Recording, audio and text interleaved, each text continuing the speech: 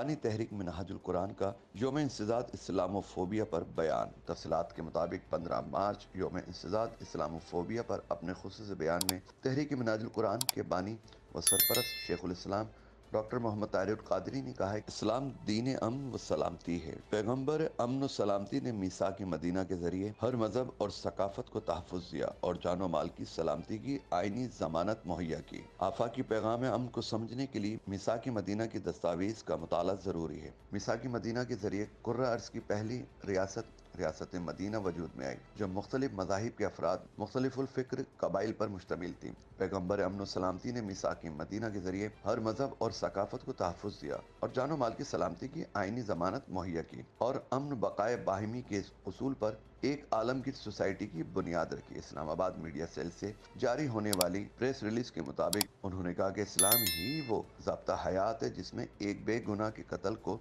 पूरी इंसानियत का कत्ल करार दिया गया है। मजीद वीडियोस देखने के लिए हमारी वीडियो को लाइक करें, सब्सक्राइब करें और बेल आइकन को जरूर क्लिक करें ताकि आने वाली वीडियो आप तक बआसानी पहुंच सके।